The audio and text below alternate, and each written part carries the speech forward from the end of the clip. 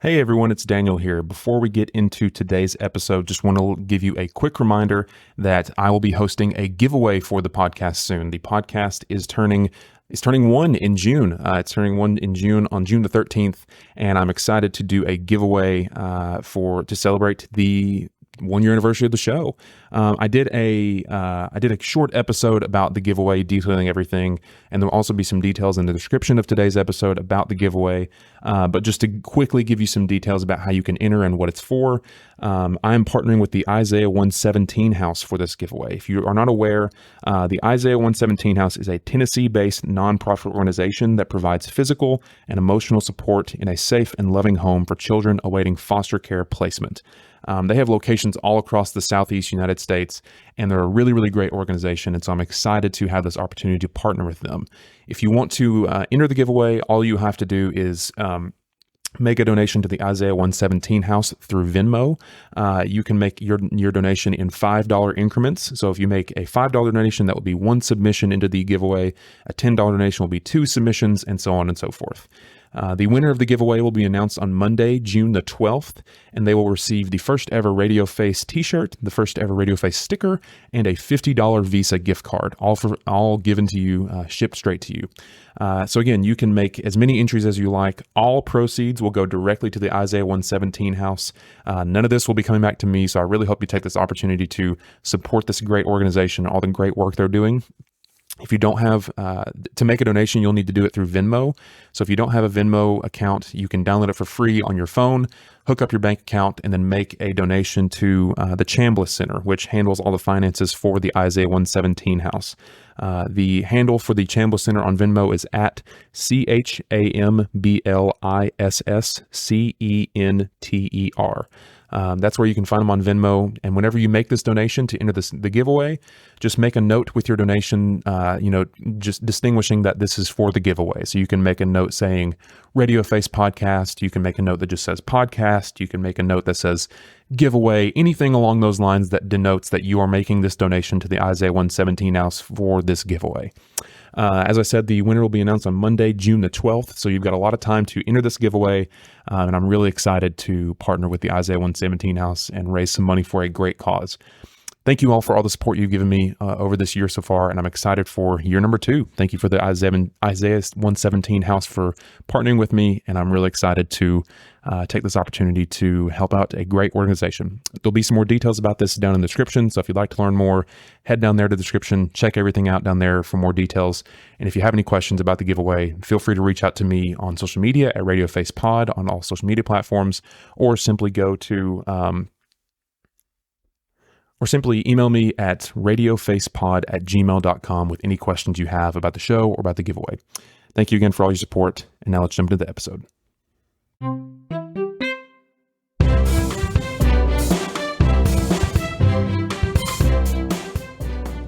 Hey there, everyone. Thanks for tuning in to another episode of the podcast. My name is Daniel Trenum, and I will be your host as always. Before we get started with today's episode, I want to let you know of a few things of note. First, you may or may not be aware that I host another podcast called The Third Seat. The Third Seat is unrelated to the podcast you are listening to right now, but if you'd like to check it out, then I will put a link in the description of today's episode that you can use to listen to it. If you like this podcast, then I really think you will like The Third Seat as well, so I highly recommend you check it out. Next, I want to let you know of a few ways you can support the podcast. First, be sure to tell a friend if you enjoy the show. Word of mouth is not only a great way to help support the show, but it's also zero cost. Secondly, if you enjoyed today's episode, then be sure to leave a 5-star review wherever you get your podcasts. Leaving a positive review is one of the best ways of not only supporting the show, but it also gives me direct feedback from you regarding how you feel about the show overall. I greatly appreciate if you decide to take the time to support the show in any of these ways. Finally, if you'd like to follow me or the show on social media, then feel free to check out the description of today's episode. Here you will find all affiliated and mentioned links, as well as how you can support the show online. As always, I want to thank you for tuning into and supporting the show. It really means a lot to me, and I hope you enjoyed today's episode as much as I enjoyed making it for you.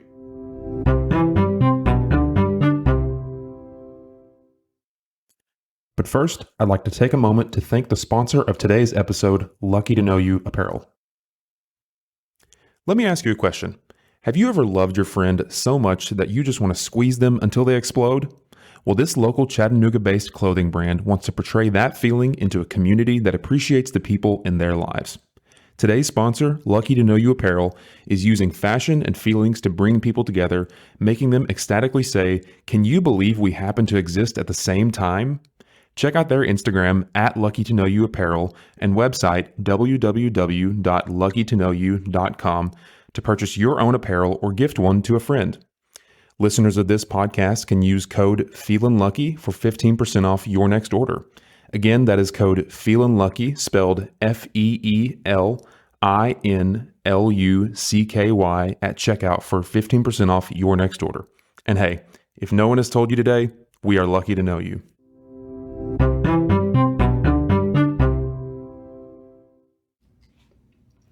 All right, everyone, welcome back to another episode of the podcast. My name is Daniel Trenum. I'll be your host as always. And my guest today is someone that I've been really excited, really looking forward to chatting with them for a while now. I first came in encounter with some of their work probably over a year ago by now, and I've been really excited just to have the opportunity to chat with them and hopefully maybe get to chat with some of their peers in the future. But today, if you're from the Chattanooga area, if you're in the Chattanooga area at all, you've definitely most likely heard of them by now. But I have the privilege of having one of the founders and owners of the Book and Cover in town with me in the studio with me today. So Emily, thank you so much for joining me tonight. Yeah, thanks for having me. Yeah. So for those that aren't aware just of you and what you do you care to just give a brief introduction for yourself and who you are and where you got to and how you got here today? Sure. So I'm Emily Lilley. I grew up in Chattanooga and went to college elsewhere, but eventually managed to make my way back to town, and I am one of the co-owners of the Book and Cover, which is an independent bookstore and coffee shop here in Chattanooga, in the North Chattanooga area, and we're just really excited. That's awesome. That's awesome. So a personal story of mine. How long have you all been in business at this point? Almost a year. We opened on November 4th, Has it really 2021. Has it really not been a year? For some reason, I thought it's been over a year at this point. Almost a year. Wow. Not quite. Well, nevertheless, I remember, I'm sure you had an experience like this, but I, for the longest time, have thought, like many other people, like, man, it'd be cool to open up like a store where it's like, it's a coffee shop and you sell other things like that. And I had never seen anything like what you all do before, like where it's in an old, it's in like an old house, isn't it? Mm-hmm. Like it's in an old house, you have like a coffee shop in there, and I'd never seen that kind of combination before. And I think we were there on opening day. If it wasn't the exact day, it was definitely the week of, because I remember y'all were very busy. Like there was so much stuff going on. And I walked in with my girlfriend and I was like, this is so, I was taken aback by it. I was like, this is so unique, because not only is it a bookstore, obviously, and a coffee shop mixed in, but the way you all set it up, where it's like room by room is a different experience in and of itself. I loved it. I thought it was one of the coolest things. It's just such a unique part of just the Chattanooga area at this point. Like, you all have become fairly well known, in my opinion, at least, around there. Like, I ask people all the time, what kind of bookstores they like to go to, or I'll see online, like, what do people go to in the area for if they want a unique experience, and you all always come up, and for good reason. So I think you all are doing really, really good work, and I'm just excited to see how you all grow in the future. So right now, as of this recording, I know this will go out at a later date, but we were briefly talking about, before we started, the kind of upcoming collaboration that you all have with Pizzeria Cortile. And I learned that you are related to the owner of Pizzeria Cortile. Do you care to just talk a little bit about that and just how that kind of came together, and what your hopes and thoughts on that in the future?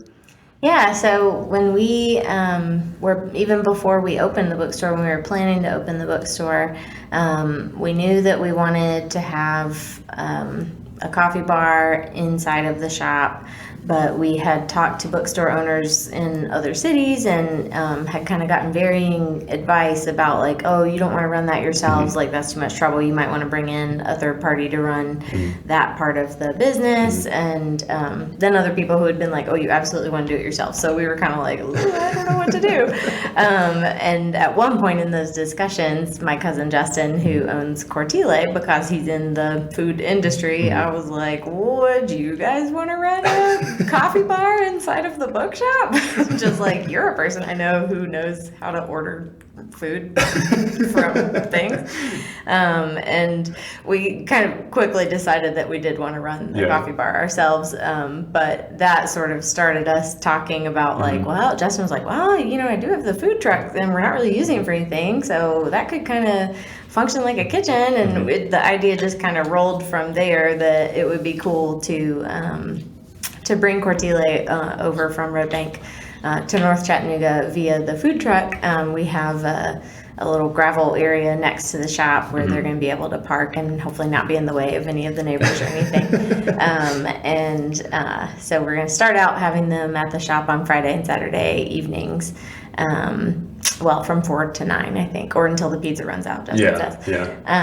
So we're going to start with that and kind of see where it goes from there. But we're excited to just bring something else fun to the neighborhood. We have so many good neighbors. Rosecomb Bar down the street is so amazing. We love Ryan and Chloe, and their food and drinks are so great, and their atmosphere is so fun. And you know, El Primo, and just there's a lot of really fun things going on in the neighborhood. So it feels fun to bring one more element to that. Yeah.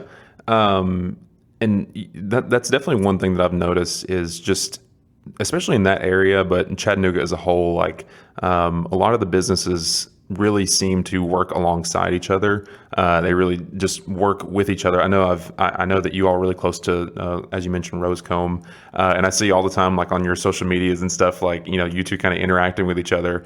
But now that you're, you know, at this current recording, like you're almost a year removed, what are your just thoughts so far, like looking back? Like, I guess first and foremost, is this I know you co-founded, like you're not the only, founder of the store, but is this your all's first real attempt in this lane, like first real venture kind of on your own working in this manner? Yeah, none of us have owned a business before.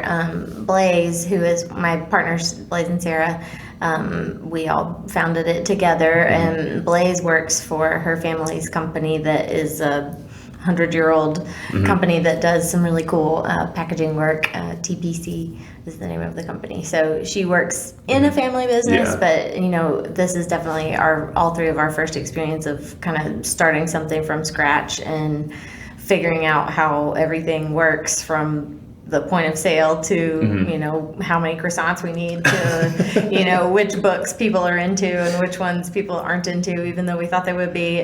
So yeah, it's definitely a first time experience for all of us. So now that you're almost a year removed, what are your, just looking on how the first year has gone for you all so far, just what are your thoughts and reflections on how it's gone so far for you? Because I know, just with the work I do here and just the conversations I've had, a lot of times I think business owners don't get a chance to like sit down and take a breath and think about what, like, actually reflect upon the work they've done, you know? For you personally, what has this experience been like for you so far with a new business and just getting to do something that I'm imagining you've wanted to do for a while, you know? What's this been like for you so far? Yeah, I mean, it's been, I think, better than we even could have expected. You know, when we were trying to get our plans together, we made a business plan, none of us having ever made a business plan before. We literally like copied and pasted from some of our friends' business plans. Because we were like, what does it look like? What are the sections? What does this look like? And we have outperformed our business plan. That maybe is a little bit in part because we didn't know how to make a business plan, but just in terms of the way that the community has received the shop, I mean, we had a feeling, obviously we wouldn't have opened the shop if we didn't think people would be excited about it and that it was something that people were looking for. and kind of a third space a little bit for people, but I think the response has been even greater than we expected. People are just so enthusiastic about it, and people here in Chattanooga who are so excited, and we have so many like regular customers that come in all the time, and that's really fun. And people who know which types of books I read and which types of books Blaze reads or Sarah reads, and they'll like try to come in when we're there so they can either recommend something or get a recommendation, and that's so fun. And then people who follow us on social media and live somewhere else and are like, oh, I planned my fall break trip around like driving from Kentucky to come see the bookstore. That must be surreal, I'm sure, for you. It is. It's completely surreal.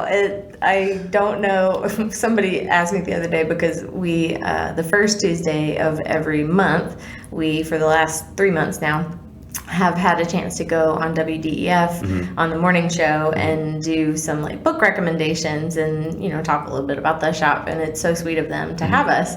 And so somebody was asking why I was up so early or something, and I was like, oh, we had to go be on the morning show, and they were like, oh, what's it like to be celebrities? And I think that is an overstatement, but it is funny to be recognized for something that we've put together and planned and built, basically because it was something that we felt we wanted and needed, and that other people must feel that way too. And so it's very fun to see that being the case. You all definitely have filled a role in the Chattanooga area that was certainly not there before. Not to say that there's not other bookstores in the area, because there are, and they've been there and they do great work as well. But something that you all have done that I think is just really, really interesting is that you don't have to be like, I don't know what the proper word is. Like I'm thinking of, like people that are really into like music, like they're like audiophiles. What's the word I'm looking for?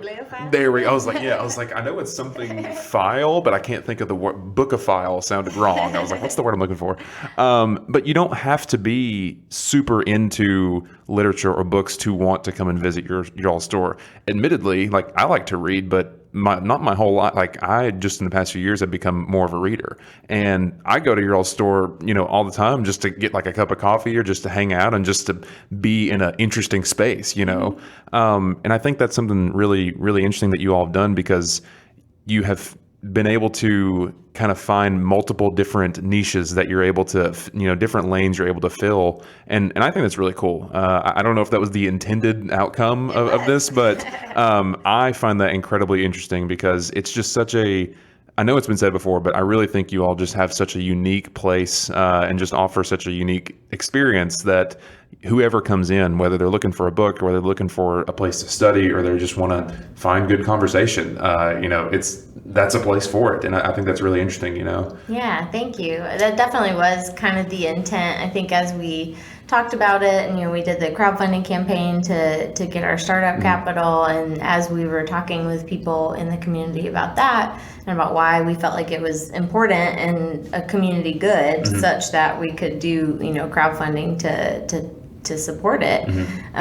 It really seemed important to us, and then to other people as we were having these conversations, to have that kind of third space and to connect it to books and reading. And our motto is read books, stay curious, because we want people to recognize that reading is good for us, because it opens our minds to like new perspectives and new places and new types of people and new ways of thinking. And it also is just a way to kind of keep your curiosity, your thought process, your imagination growing and going, and having a chance to be in a space where that is sort of the atmosphere, and use it however it makes sense to you, I think is what we intended for it. And it's really cool to see people experiencing it that way. Yeah.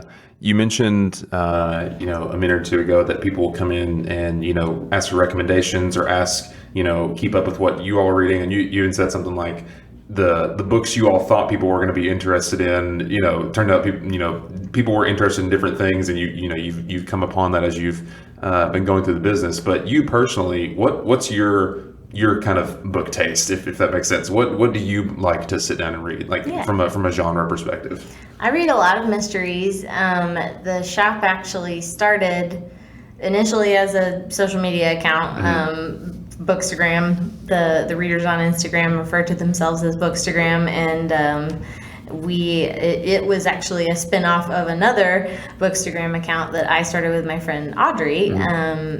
We did a project in 2016 where we read all of Agatha Christie's books in a year, and so we kept a blog and a Bookstagram account about that called The Year of Agatha.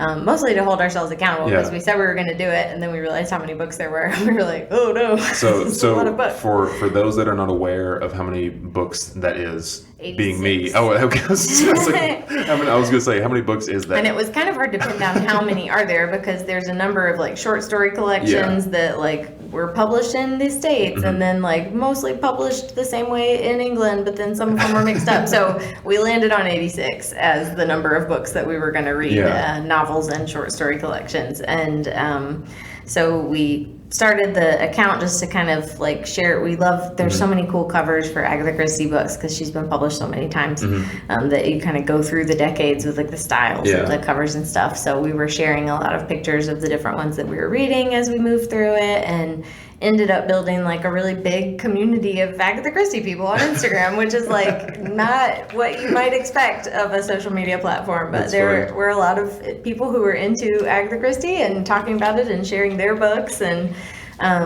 it ended up being like a much bigger project than we kind of expected it to be. We went to the University of Cambridge and spoke at a conference about Agatha Christie, and you were just the Agatha Christie fan club. You really were. It became like a thing, and now it seems like they're doing a lot more with her work now that some of it's like moving out of copyright, and so they're making more movies and stuff like that. But anyhow, so we did that, and when we finished the project, we were like, well, we want to keep talking to all these book people on Instagram, but we don't want to only talk about Agatha Christie all the time. So we started the Book and Cover as a separate account to be able to talk about other books that we were reading and enjoying. And so Audrey and I operated that for a couple of years. And then when Blaze and Sarah and I started talking about doing the bookstore, Audrey and I both agreed that we should just welcome them into the Book and Cover and kind of go from there. When we started the Book and Cover, I was like, oh, we should open a bookstore someday and call it the Book and Cover, because it's a good name for a bookstore. Yeah. Audrey was kind of like, sure, definitely do that. Sounds like a thing that's going to happen. Yeah. And so we added Blaze and Sarah in, and then we kind of just grew the shop out of there. So when did it turn from, oh, that would be kind of a fun thing to do, to we could actually do this? Like, 'cause I think everybody's probably had some kind of idea like that. Like, oh, it'd be so much fun wouldn't it be cool if we all just did this thing and like quit our jobs and just worked? Like, that'd be so much fun. But obviously it's not always as easy as that. When did that turn from, oh, that would be kind of fun, to, oh, wait, we can actually do this. Like, we can turn this into a reality? It honestly happened very quickly, because through no fault of our own, sort of.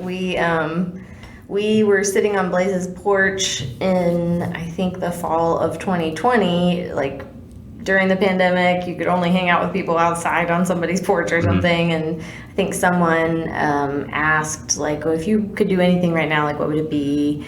And it sort of became like that Spider-Man meme where everybody's like, wait, you, no, me, you. Because I think all three of us were like, oh, I wish I could like open a bookstore. And I was like, yeah, I really have always wanted to like do a bookstore with like a cafe. And we were like, wait, you want to do it? Well, maybe we should talk about doing that. And so we decided we'd like have a meeting on my deck with like martinis, and Sarah took notes in a Google Doc because she's organized, and so we had this like long Google Doc of just like ideas, and we were like, wouldn't that be cool? And the space that the shop is in now was actually open at that point in time. The business that had been there had moved out, and I walk my dog by there all the time, and so every time I walk by, I was like, man, I feel like that would be a perfect place for a bookstore. Like, that would be a great place for a bookstore with a coffee shop next to. Like, we could put the tables in the front part and the sunroom, and like that. So I've been spying on the building for a while. So after we had this meeting on the deck, we walked over at like 10 p.m. and like looked at the building and kind of were like, yeah, that would be a really cool space. And I think Sarah has a friend who is a realtor, Bailey Bullard, and she was like, well, I'll just ask Bailey if, she can get us in there. We'll take a look and see, find out what the deal is. Like, is it even for sale? Who knows? Or like, do they want to lease it? And so Bailey got us in there and we looked at the building and, of course we walked through and we were like, yep, that's perfect. This could go over here. This could go over there. And Bailey was like, okay, cool. So when do y'all think you'd be ready to like make an offer on the building? We were like, no, Bailey, we don't have any money. I mean, maybe like next summer. She was like, well, that probably is not, that's too far away. If you actually want this space, you're going to need to get serious about this. And so we were kind of like, oh gosh, how do we come up with a lot of dollars? At this point, were you all, I'm assuming you were working somewhere else? Yeah, well, I still have a day job, as does Blaze. And then Sarah was at home with her kids. She had previously been the dean of students at GPS. And in 2019, I think she decided, she has 3 kids. So she was, and they're all like of the age where they need lots of tending. So she decided she was going to stay home for a little while and work with them. So she was working with her kids at home, and then Blaze and I both had jobs. And so we started thinking about it, talking about it, and then a coworker of mine at my day job, actually, he has lots of business ventures kind of on the side, and he and I were the only 2 people from our company who are in Chattanooga. So we would get together periodically and like eat and kind of have a conversation. And we were talking, and he mentioned that his business partner and he were thinking about getting into commercial real estate. And I was like, wait, I know what building you should buy. Yeah. And then also you should rent it to us. And then I know who will be your first customer. And like, he then was like, oh, you're actually doing this? And I forgot that he and I had a conversation like years back where I was like, I would love to do, like, this is my like big idea that I think would be cool and will never happen. And so I forgot that I had even like already told him at some point in time that this was an idea that I had, and he got excited about it, and he was like, let me go talk to my business partner. And like later that night, he texted us and was like, okay, we're going to look at buying the building. And we were like, no, what? What? I think Sarah was like, I feel like I'm in a Jane Austen novel. Like, what's happening? So once they got interested in the building and were like, yeah, I think this is something that, we're going to do. We obviously had to get our act together and, make the business plan and figure out what it means to open a bookstore and, how much capital we would need aside from, the space that we're using to buy the books, buy the coffee machines, buy the everything. And how do you do it? Like, there's this organization called Paz and Associates that like exists to help people open bookstores. And, really? Yes. I did not know that. You can buy a binder from them that's literally called like How to Open a Bookstore. It's like $130, and it's got all this information in it. That's just like stuff you kind of need to know. Like, I'm sure they would not say like, if you own this binder, you will be good to go. No other questions. But it's at least somewhere to start. And we also talked to a number of other bookshop owners in different cities who were super gracious. One lady was like, I'll just send you all my financial spreadsheets. And we were like, that's so generous of you. So we had to circle back to your question 35 minutes ago. No, you're fine. It happened quickly, but because we had some other folks who were excited and in the mix and ready to help us make it happen, I think apart from that, I don't know how long it would have taken us to actually get off the ground, and how it would have felt so much more intimidating to try to figure that out without that support from them. Yeah, that's first off, just the image in my mind of you all having as for those that are listening, whenever she said they had a meeting, you said a meeting on your front or back porch, just the kind of hilarious beauty in that it was just like, oh, wouldn't this be kind of fun if we did this thing? And then just like kind of an impromptu meeting of like, okay, we're going to sit down and plan this whole thing out or try to. I don't know, something about that is funny to me. But yeah, I think it's really, I think definitely for you all, like when you go to the store, at least in my opinion, you can tell that this is not just like some kind of random venture out of nowhere. Like, this is something that you all really, in my opinion, put a lot of effort and time into, and really want to not just make a bookstore because it's, fun or it might make you some money. It's something you all truly want to do and add to the community and bring value to the community that you're in. And I think that's a great thing. I think it's really great that the people that own it and run it are lovers of the craft that they do. And I think that's great. I think it's something that makes particularly Chattanooga, it makes it a very interesting place. But it makes you all stand out in my mind and a lot.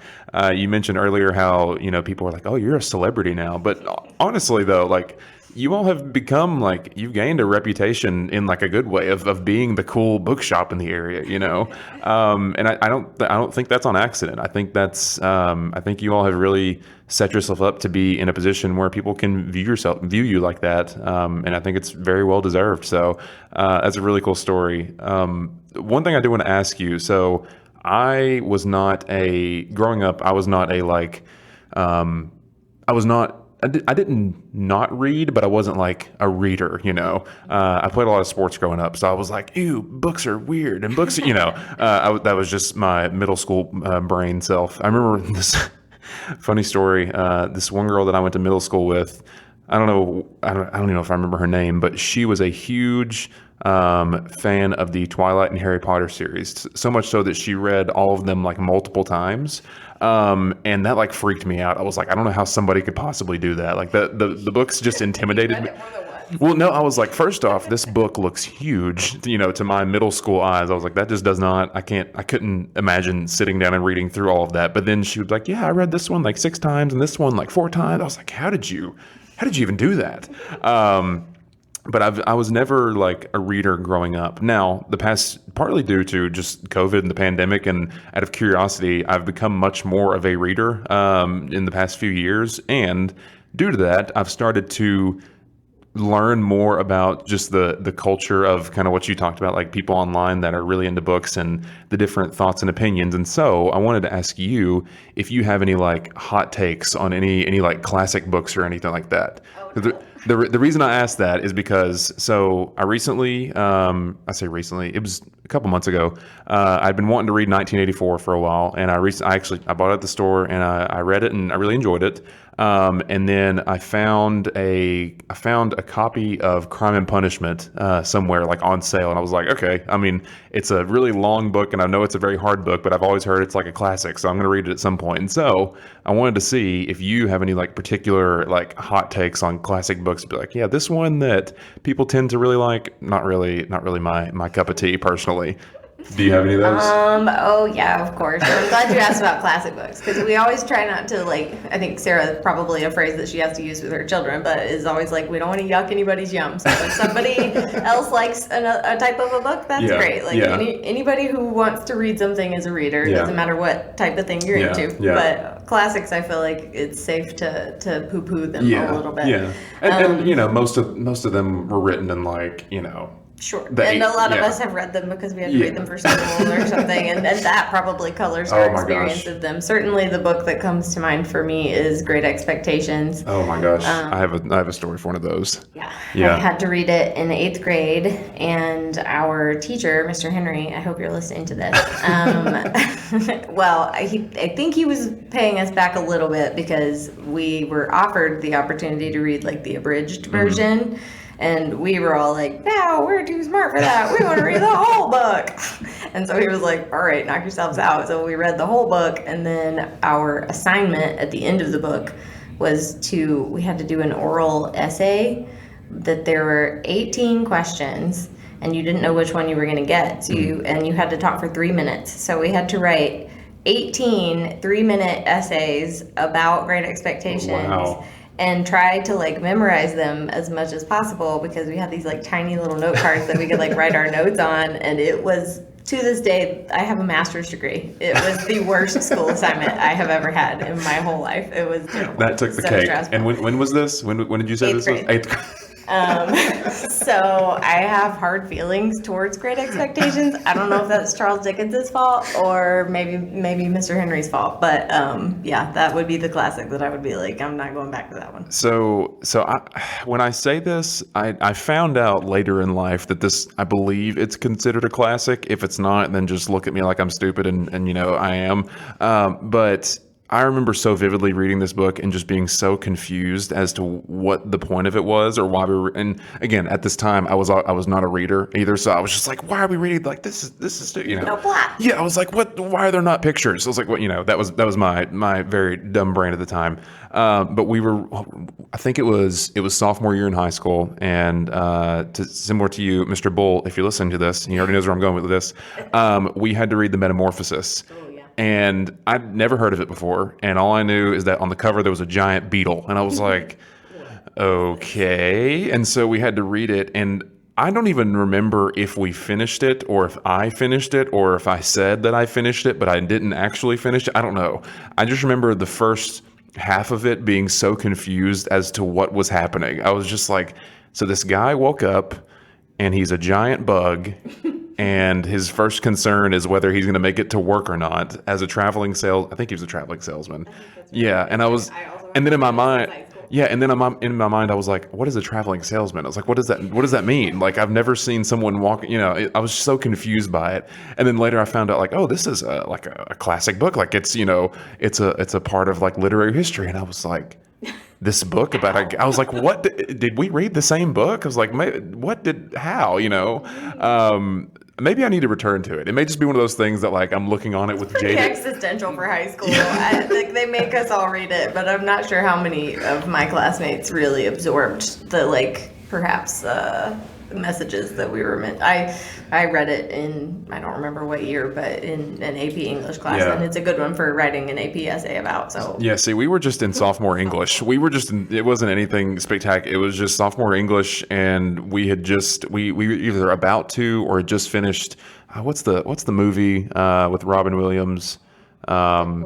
Yes, that's what I was like. You took the words right out of my mouth. I was like, we had just either finished watching it or we were about to watch it, so we were like all thinking about it. You know, we're like, oh, we get to watch this movie, and then we had to read the Metamorphosis, and we were all just very caught off guard. Like, what is this about? Like, what are we reading here? At least that was my. Did they even read the Metamorphosis in Dead Poets Society? I can't remember. No, well, no, they didn't. I don't think they read it there. No, but yeah, we were just more looking forward to watching that movie than anything, and we were like, but first we got to read the Metamorphosis, and we're like, what is this? Why are we reading the Metamorphosis?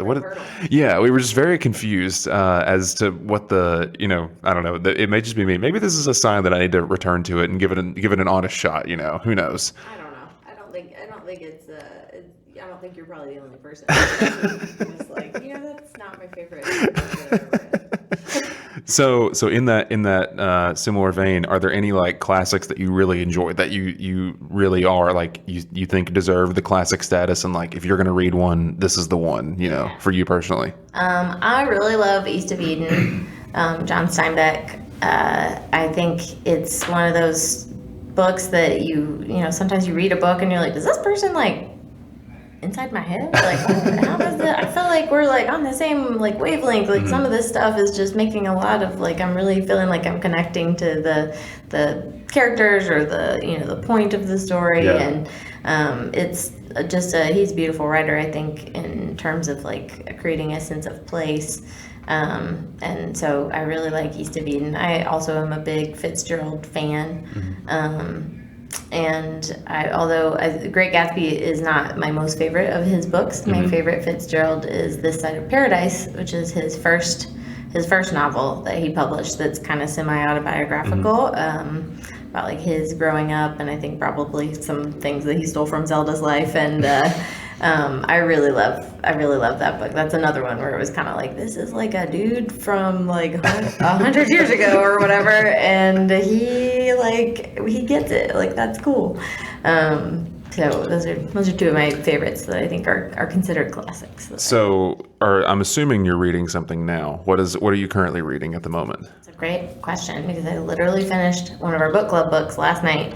called Other Birds, and I cannot remember the author's name off the top of my head, but it was really good. It's our cocktail book club book this month. And then I also recently started reading Heartburn, which is Nora Ephron's first novel. I love Nora Ephron. I love all of her movies. Obviously, You've Got Mail is a big inspiration for the three of us and many other people our age. But I had never read any of her books, and I recently I don't know if it popped into my head or if I saw like an article about it or something, and I was like, I got to read that book. So I just started reading Heartburn. Like, I'm not very far into it at all.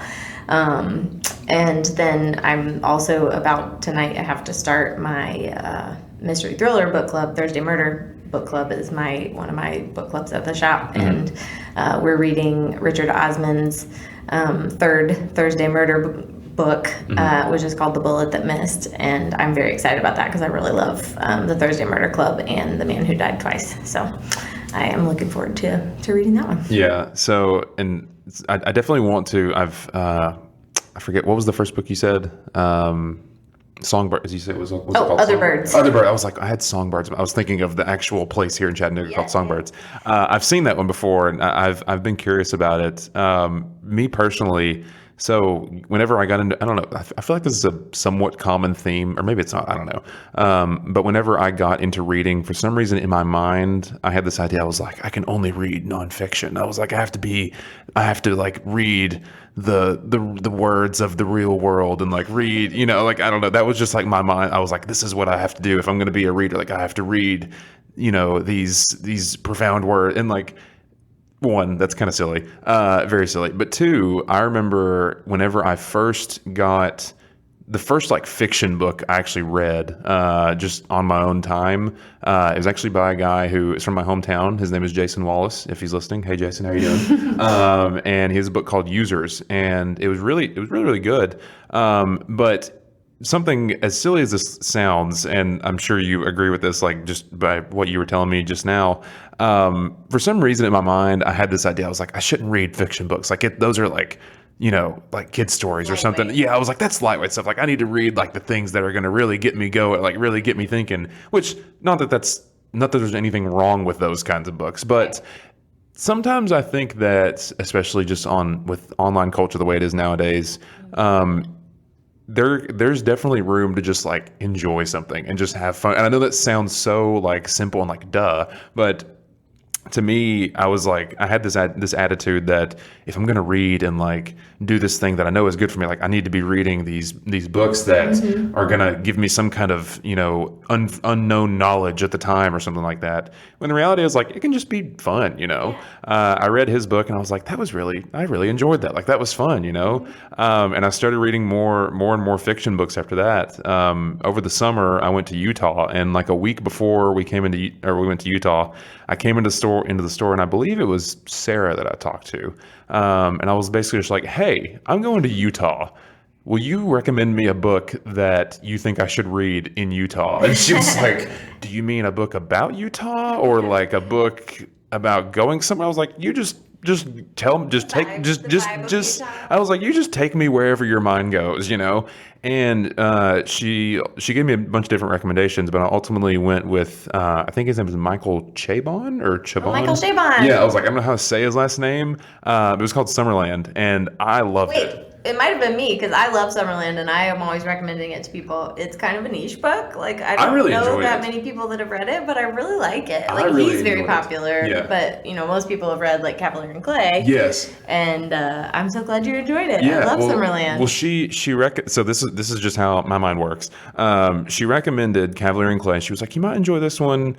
And then maybe it was you, I don't know, whoever it was recommended Cavalier and Clay and was like, he also wrote this one. You can, weigh it out. And I was looking at him and I was like, this one has about baseball. Well, yeah, but I was like, this one has a vehicle that's flying on the cover of it, and this one does not. So since I'm flying in a plane to go to Utah, I'm gonna pick this one. Like that was just. That was my mindset. I was like, you know what? I'll return to this one at some point, but I'm going to go with this one first. Yes. And I really enjoyed it just because I know you've experienced this before, but there's something about literally like, it's hard to quantify, but when you really get like engrossed in a book, it's like time ceases to exist. Like I know that this sounds so like fluffy and abstract, but I remember we were flying out to Utah.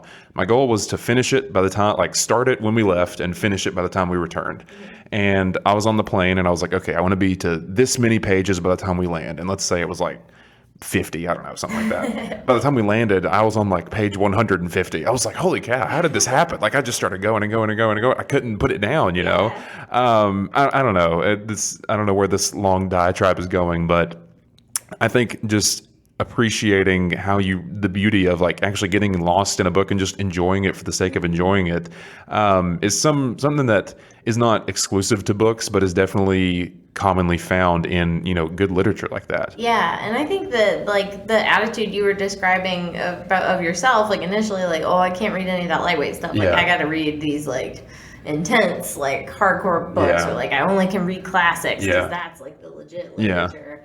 There's all kinds of debates online about what is literature, and you don't want to get into those conversations because people have very strong opinions. But I think one thing that, you talked about the shop and how it feels like, welcoming to everybody, kind of no matter what angle you're coming at the shop from. And I think for us, that was really intentional. I'm sure you have also had the experience of like being in a bookstore where it's kind of like the author has maybe a little bit of that, or not the author, the owner of the bookstore kind of has that attitude too of like, we don't really carry like fantasy. Or, oh no, we don't have like romance books, or like, no, we don't do a lot of like mysteries. Now we do have these like classic mysteries, like, they're a little afraid to stray into those genres that are not perhaps taken as seriously as some of the other literary fiction genres or nonfiction books.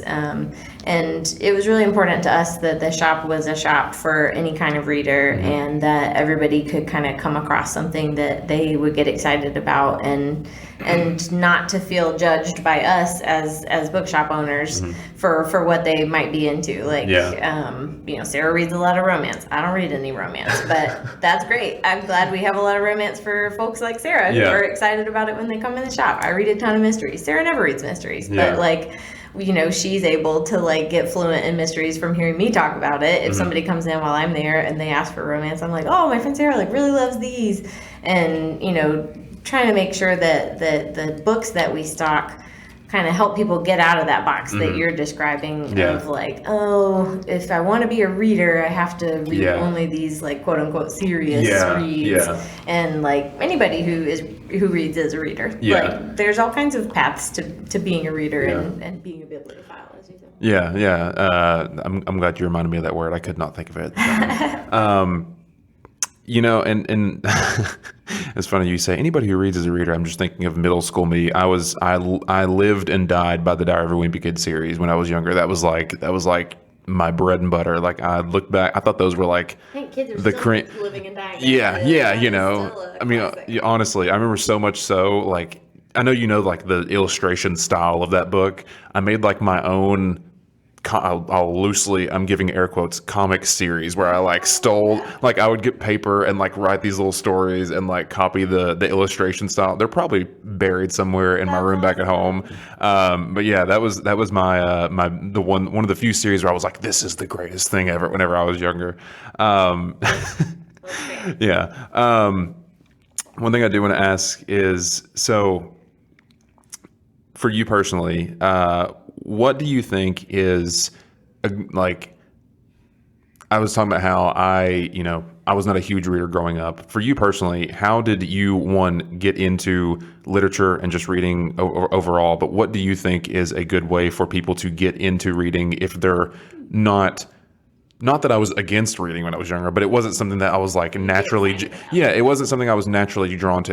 It just wasn't something I was naturally drawn to when I was younger. What for you was your way of getting into it, and how do you recommend others do it if they're looking to do so? I have always been a bookish person, even as a child. Like, I didn't want to like go play organized games. I wanted to like sit in a tree and read my book. You read the Twilight series six times over, didn't you? I didn't read Twilight. I was the wrong age for Twilight. Like, I think those came out, I don't know when they came out, but I missed it. And I'm not like a huge fantasy person, although I have read all the Harry Potter books. But I read Little Women every Christmas starting in like second or third grade. It was like a thing that I had to do, according to me. Like I had to read Little Women every Christmas, and I read a ton of Nancy Drew. I read like a lot of Trixie Bell, and I read a lot of Miss Boxcar Children mysteries as a kid.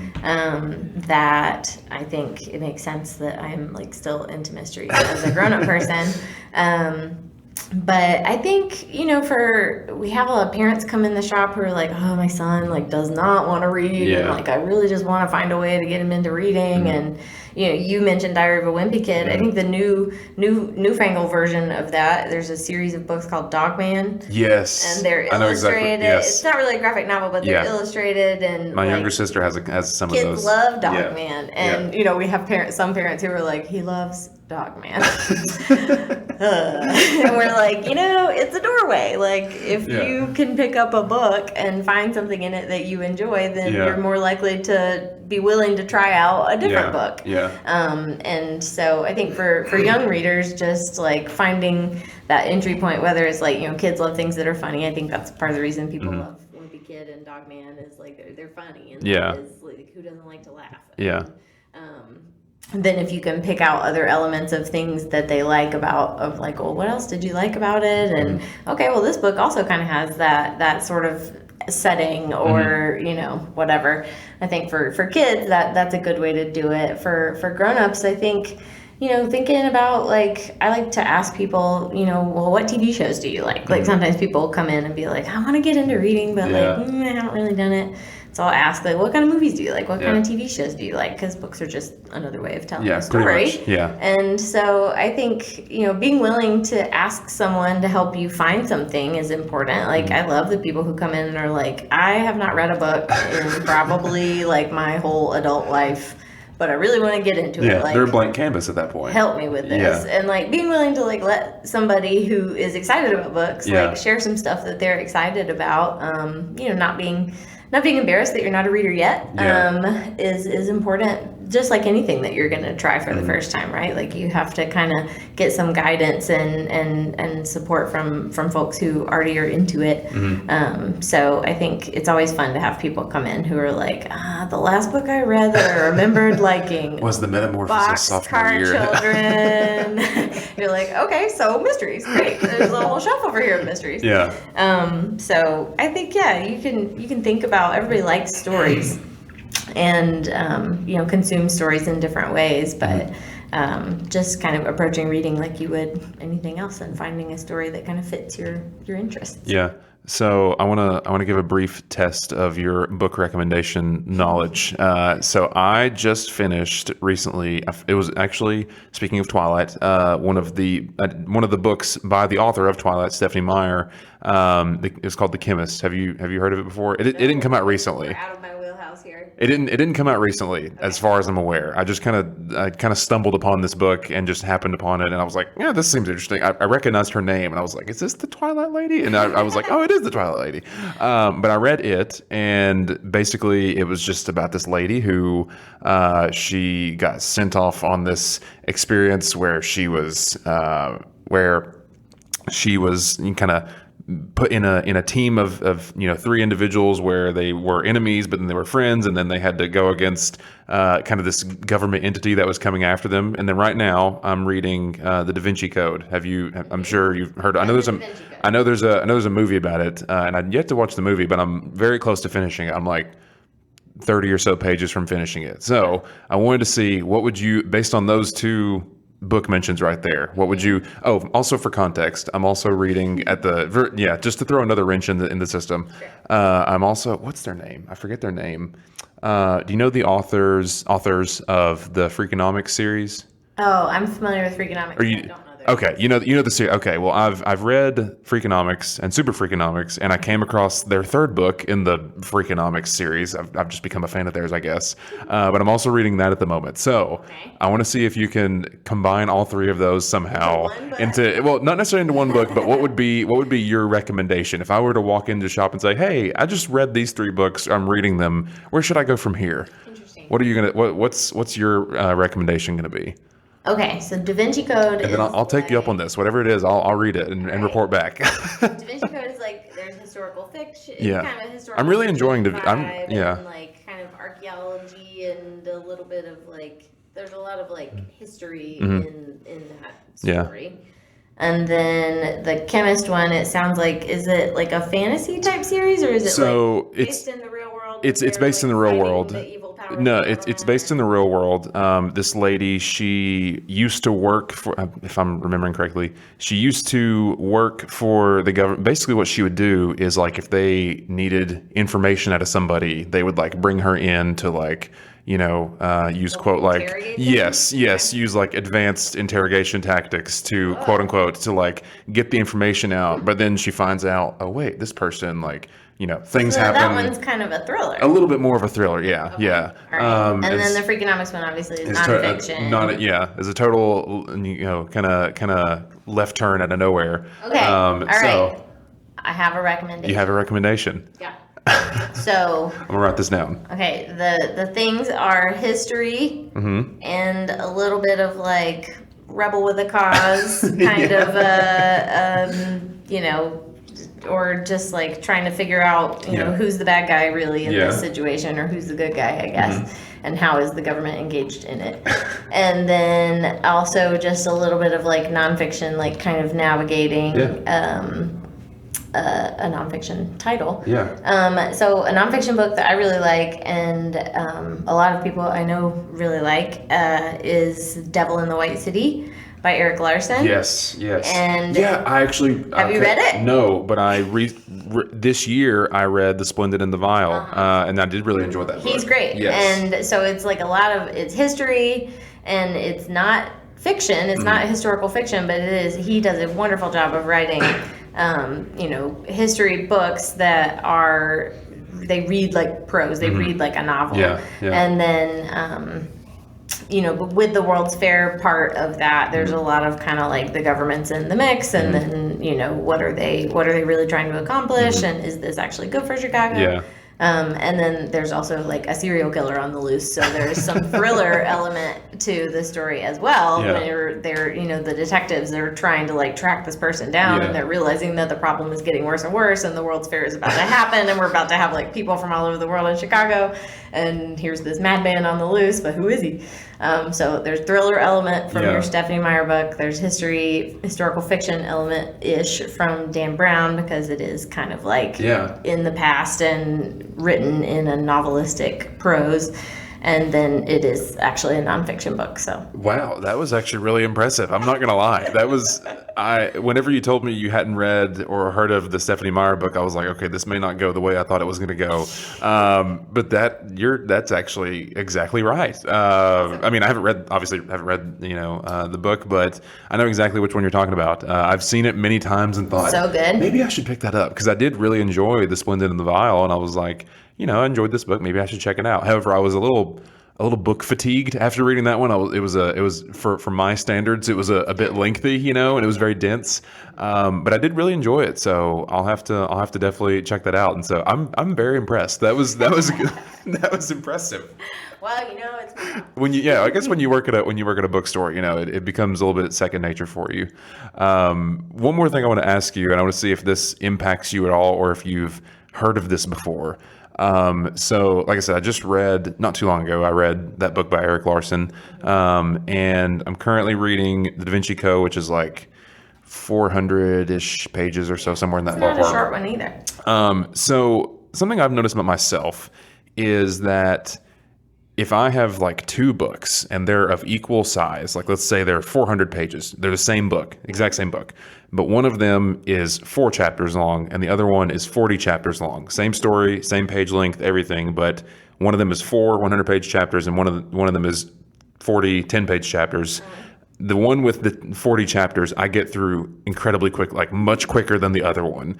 And I've noticed that because like I have books where I had one book where for instance, 1984, like I was reading that, it's split up into 3 parts, and it's not a huge book by any means, but it took me a while to get through it because for whatever reason, I felt like it felt much longer than it really was. And so I've kind of labeled this as like the fear of big chapters. Like, I don't know what this is. Is this a thing that you've ever encountered before, or you've ever heard of, like individuals being semi-intimidated by like big chapters in books? There must be a reason that authors do it, right? Like either they split things up into smaller chapters or they don't. I mean, to me, it's like I think it's a pacing thing, and so it's sort of like, do you want to watch a movie or do you want to watch like some episodes of television? Like maybe it's a mini series, so it's broken up. This dramatic story is broken up into several smaller parts. Each episode is going to have like a ramp up, a denouement, a conclusion of some sort. Even if you're going to keep going with the story, you're still kind of following that pace a little bit. And so I think if you're reading a book with smaller chapters, then you're going to feel like you can get through it a little faster, because if you're like consuming those small stories, then it feels like smaller bites. Like, how do you eat an elephant? That's what my mom has always said that. No, because it was funny. So this past weekend I was at my parents' house, and I hadn't started, like, I had already started reading the Da Vinci Code at that point, but I was only like 50 pages into it. Like, I wasn't super far into it. And like, I started reading it just over the weekend, and like, I even told my dad this, like, I told myself, okay, I'm going to get to page 100 and then I'm going to stop. Like, I'm going to stop there. And I got to like the end of that chapter, around that page, and I was like, but I want to keep going. Like, I was like that chapter was just like 2 pages. And then it was like, there's another one after that and another one after that. And I was like, man, I want to keep going. Like, I couldn't put it down.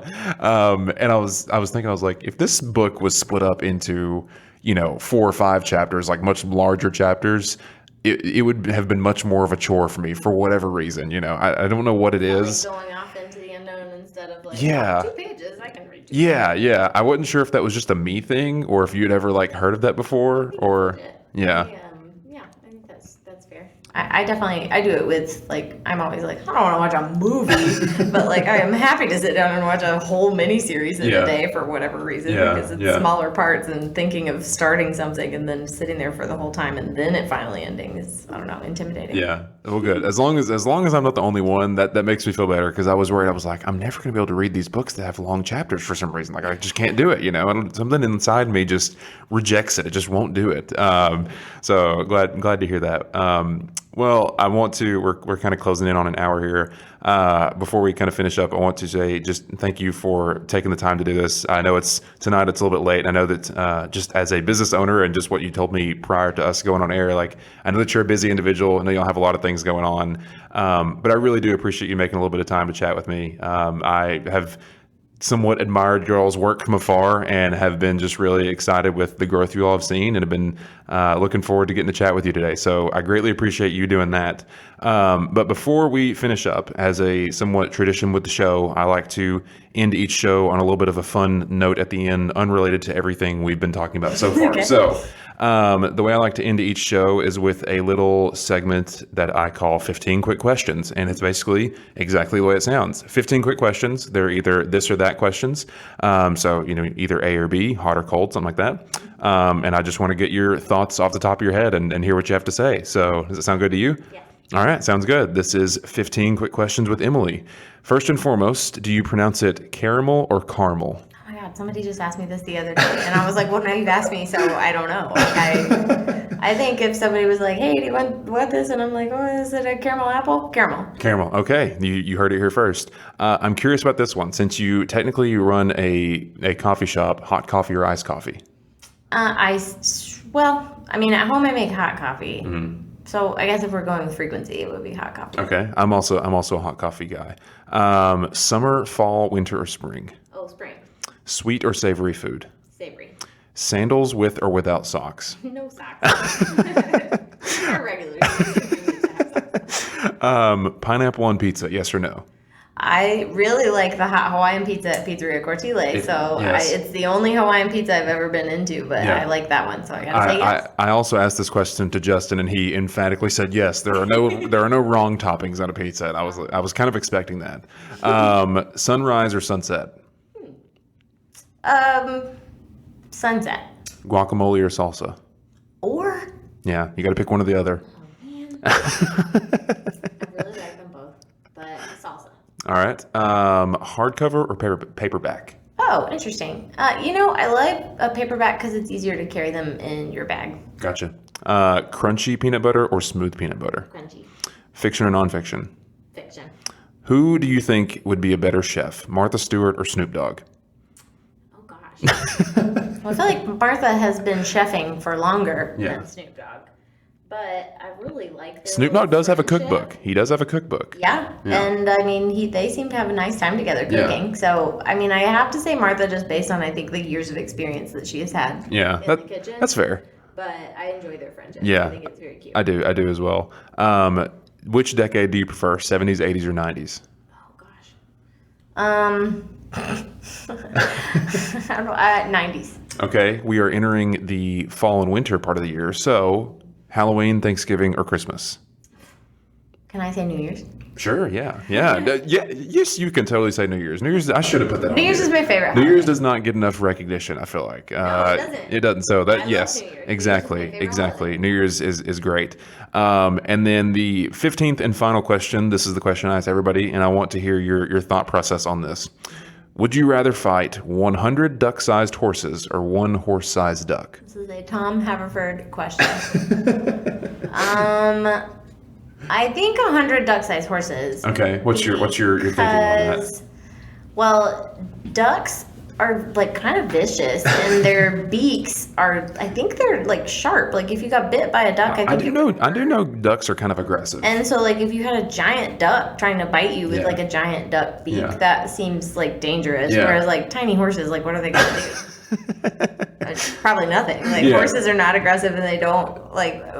Contrary to what my friend Claire always claimed about horses, they don't bite people. So yeah, I think a lot of tiny horses would feel safer to fight than a giant duck. I like it. I always get a different response for that question. Some people were like, "Well, if I just had one duck in front of me, I think I could focus on it. If I have a ton of tiny horses, like I think I could take them all. You know what? Like what's their goal though? The tiny horses, like what are they trying to do? Do I just stand there and they like run around? I don't know. I'm not worried about that. Yeah, I don't know. But that was great. Thank you very much. That was 15 quick questions to end it off.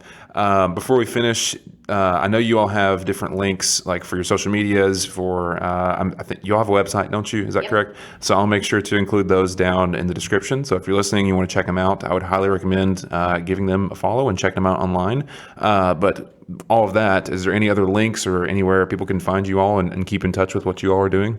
I mean, our handles on everything are The Book and Cover, all spelled out. And you can buy, if you don't live in Chattanooga, it's not convenient for you to come to the shop, you can still shop with us because we do online sales through an organization called bookshop.org, which is a really cool platform that they do all the fulfillment and everything for books. So it really makes it easier for independent bookstores to have online inventory and not have to try to keep track of that and update what's available in the building to ship out to somebody and doing all the UPS. So, and they share their profits with the independent bookstores that are members of bookshop.org. So like obviously we as an independent store would make money on a sale bought through our bookshop.org shop, but they also as a company share their profits with independent bookstores, which I just think is super cool. Yeah. And you can also buy audiobooks through Libro.fm through the Book and Covers shop on Libro FM. So you can shop with us in more ways than just in our physical store, although we'd love to have everybody come see us at the shop. And I would highly recommend, if you're in Chattanooga or not, make a stop. It's genuinely one of my favorite places. I'm not just saying this because you're right in front of me. Like I've said this to numerous people. It is one of my favorite places. Every now and then I'll come by on my lunch break and just get coffee and hang out for a little bit and chat. So definitely love what you all are doing over there, and I highly recommend, if you're listening, go check them out. But yeah, I'll make sure all of that is included in the description. So if you're listening and you want to check them out, want to give them some support, then go down there, check it out, and highly recommend giving them any support that you can. But with all out of the way, Emily, thank you very much for joining me on the podcast. It's been a pleasure chatting with you. And to all of you that are out there listening, thank you for listening to the show and supporting the show. We'll catch you on another episode of the podcast. Goodbye, everybody.